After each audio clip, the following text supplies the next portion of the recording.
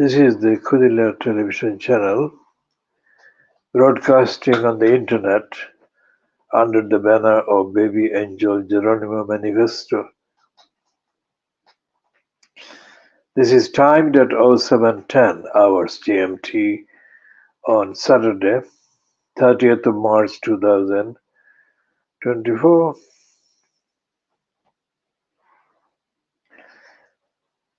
The small item published by the Times, London Times, of Friday, 29th of March 2024 on page 33, byline to the legal editor, Jonathan Amis, is headed, "Lawyers take hefty cut when suing SJP." This heading and the item that is published underneath are so obscure, inaccessible, that I have to explain most of what I read. It says, lawyers representing thousands of investors in mis-selling claims against Britain's biggest wealth management company are charging 40% of any damages recovered in fees. AMK Legal is the name of a company, has justified the amount by arguing that expert representation when presenting a claim is essential to securing the maximum possible compensation from St. James's Place. Now, St. James's Place is not the name of a place, but it is what they say Britain's biggest wealth management company. Now, when they say wealth management company, what exactly do they mean? They mean that there is a group in the population in the United Kingdom that is wealthy by management. These are the investors. And there is no explanation at all as to where the investors get the money to invest.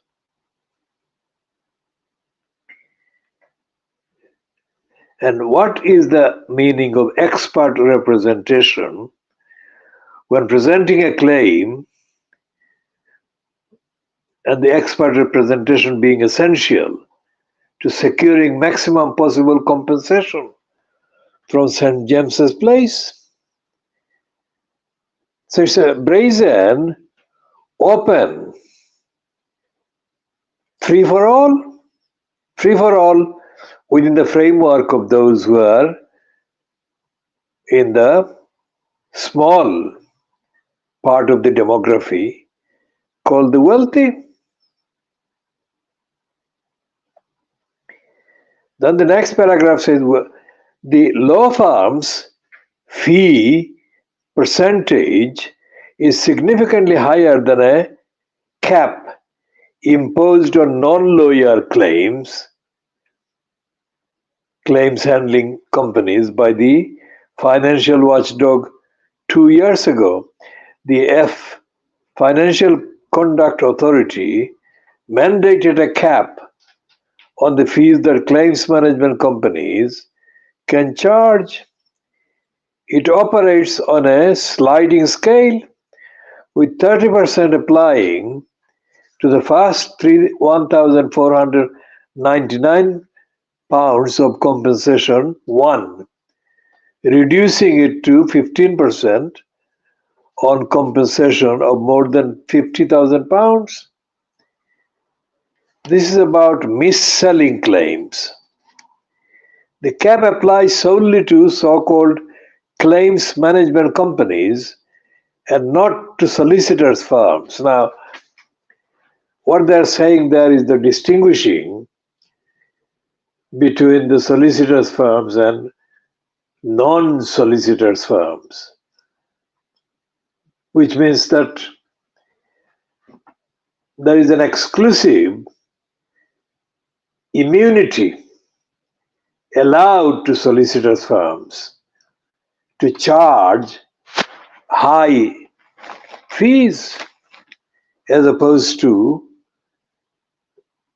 companies that are not run by solicitors but making similar claims on behalf of their clients who have been victims of mis-selling by St. James's Place.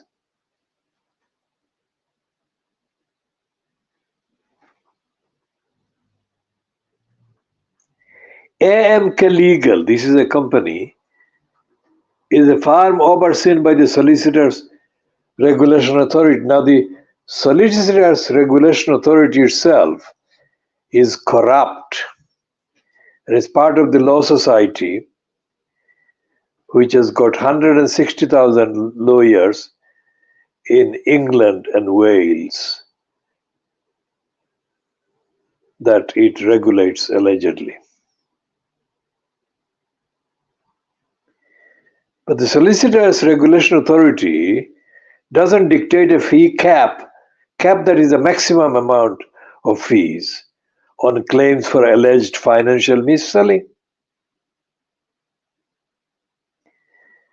St. James's Place recently bowed to pressure to compensate customers who had paid for annual reviews of their investments they did not receive. It is understood the business has set aside £426 million for compensation, and that AMK Legal is representing 19,500 complainants. How is that possible? 19,500 complainants. SJP, that is St. James's Place, controls about £168 billion of customer funds. £168 billion of customer funds. And it is accused of charging customers for annual reviews of their portfolios, which it then failed to provide, which it then failed to produce. The company, that is SJP, St. James's Place, automatically opted clients into annual investment and pension reviews, for which clients typically are charged 0.5% of their holdings annually. Many have complained they never had a review, despite paying the fee for several years in some cases. It is claimed that some investors discovered the issue only after their relatives were granted power of attorney. Commenting on the fee policy at AMK Legal, Michael Jordan, the AMK Legal's head of training and development, what do they train them for? To cheat, to fleece, said, all our clients are presented with the terms and conditions, a client care document. Look at the ridiculous lie, a client care document, and the FAQs page, all clearly highlighting our fee that clients can submit a claim themselves for free.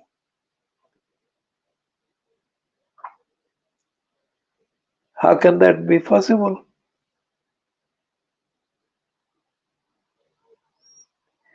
The FCA declined to comment. The FCA is correctly called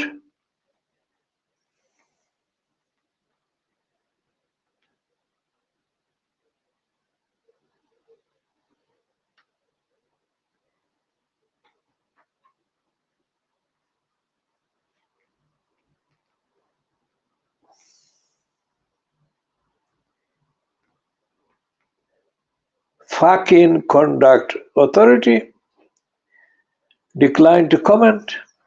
Now, if the Financial Conduct Authority declined to comment, then of course it doesn't exist. It's like the police reducing what constitutes crimes anymore, and the CPS doing the same, the Charities Commission doing the same. All the regulators in the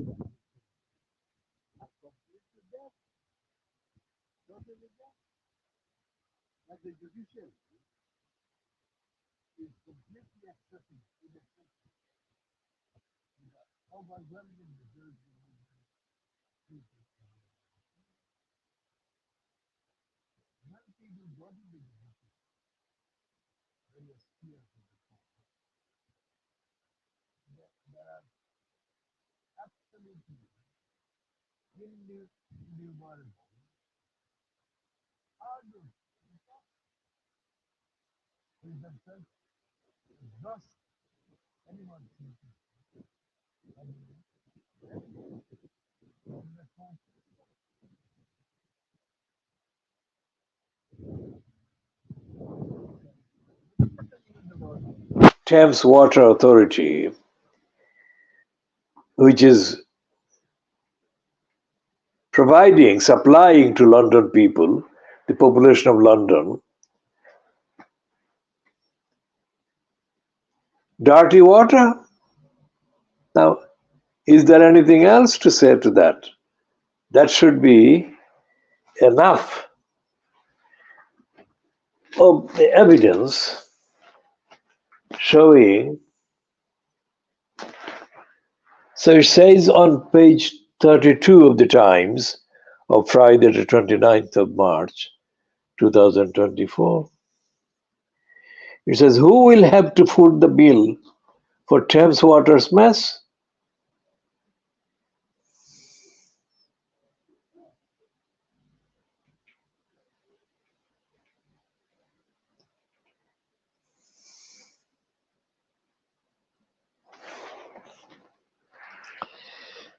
The shareholders of Thames Water are prepared to abandon the crisis-hit privatized regional monopoly after failing to persuade Ofwat, the regulator, to cut a special deal to save the utility which serves 16 million people. It doesn't serve 16 million people at all. It provides dirty water to 16 million people.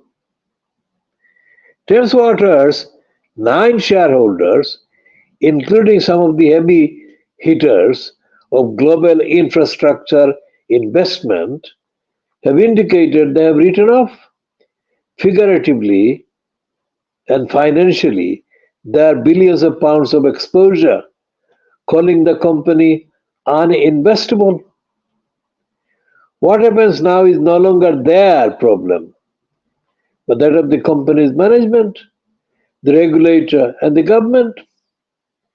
At stake is the integrity and credibility of independent regulation of utilities. Now, as I said before, all the regulators are dead. And how is this possible?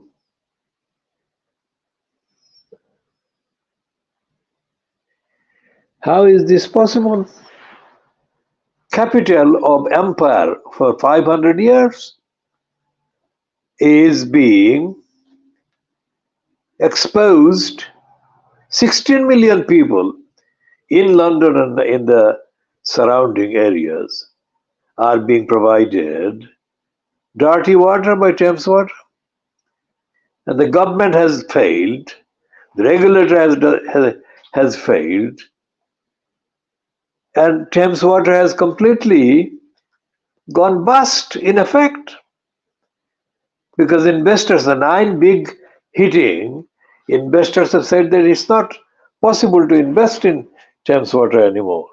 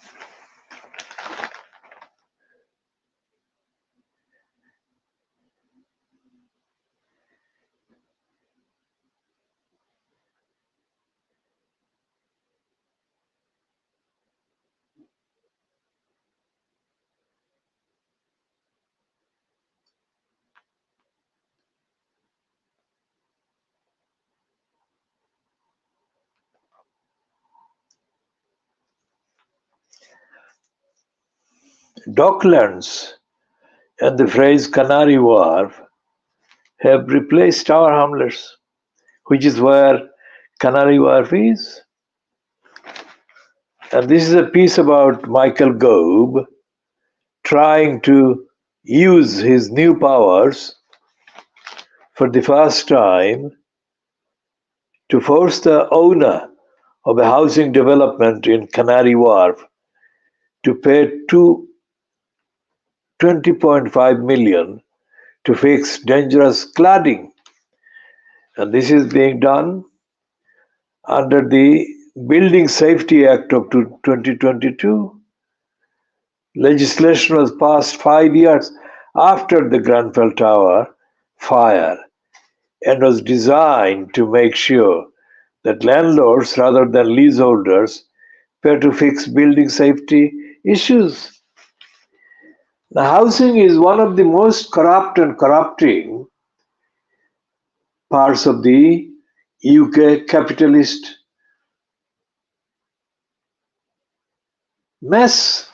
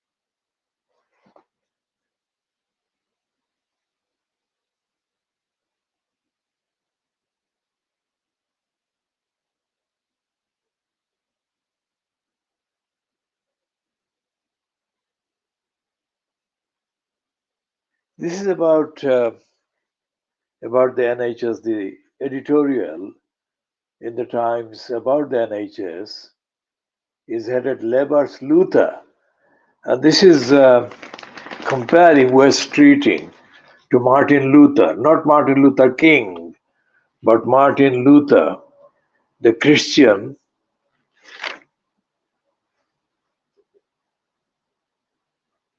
reformist.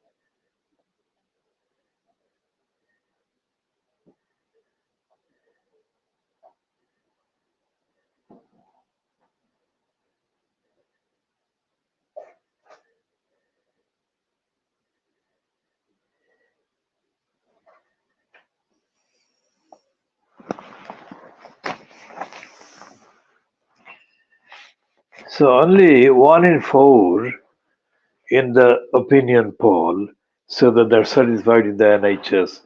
That's the background to the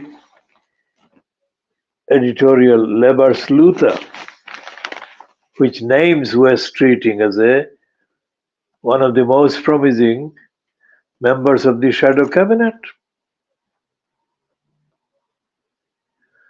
And the last paragraph of that editorial says if Labour is elected, the public will expect immediate improvements, an end to the doctor strike, and rapidly falling waiting times. It will demand a no-nonsense approach to the self-indulgence of the junior doctors faction in the British Medical Association, and regrettably, a one-off injection of cash. Now that Jeremy Hunt, the Chancellor, has abolished non-domestic tax status and deprived Mr. Streeting of one source of funding, the question of money weighs ever more heavily. Ever greater spending cannot be the solution. Mr. Streeting will have to be bold in challenging orthodoxy, nailing to the church door specific plans for NHS renewal. He must be an unsentimental reformer, Lutheran in his zeal.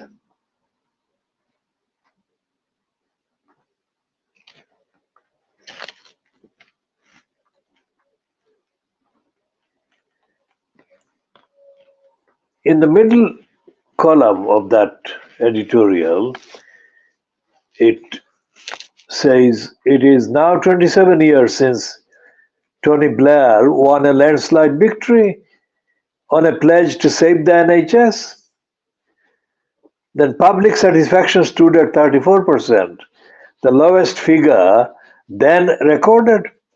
That incoming Labour government could count on a growing economy to fund the investment in healthcare that was so clearly needed. When Tony Blair faced voters in a BBC interview ahead of the 2005 election, the primary complaint about the NHS was that patients were able to book GP appointments only some 48 hours in advance. Would that today's patients, caught in the unseemly 8 a.m. scramble to see a doctor, were so lucky? Mr. Streeting, talented communicator though he is, cannot magic into existence the growing economy of 1997. He must contend with strained public finances, rebellious junior doctors, and disillusioned patients. The time has come for Mr. Streeting to offer something more substantial than the easy epigrams that are his stock in trade. Yes, it is encouraging that he would like the NHS to be a service, not a shrine. He is probably right also in saying that only a Labour Health Secretary can deliver radical reform because the public is more likely to trust its motives. And how refreshing it is to hear a prospective health secretary refusing to sign up to limitless spending.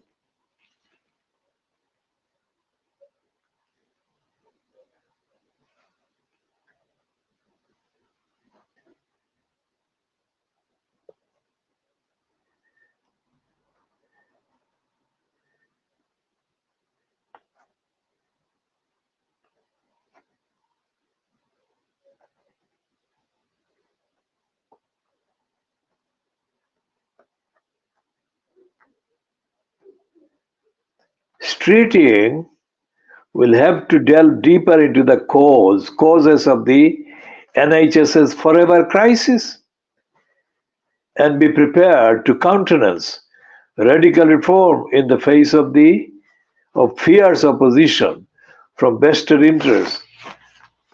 And it is endless. The crisis in the NHS is endless, and it's really because there is no accountability. And the Times editorial, despite the overhyped status given by the Times to the subject, fails to mention the truth that the NHS is being destroyed by criminal gangs. We shall be continuing to update on what happened at a GP's surgery taken over by criminals on the so-called Easter Friday, 29th of March 2024. This edition is ending at 07:42 hours GMT, and the video is 37 minutes long.